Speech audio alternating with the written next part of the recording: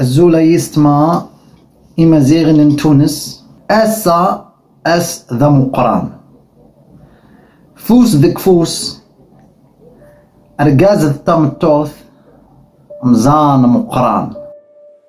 In its final conclusions, the Tunisian government must respect its international obligations, guarantee the rights of Amazigh children.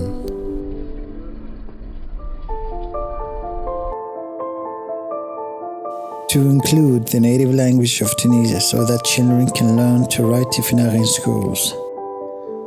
مش غدوة مش بعد غدوة، اليوم تو جاء الوقت باش التوانسة الكل، واجب على كل تونسي يدافع عن الهوية الأمازيغية متاعه.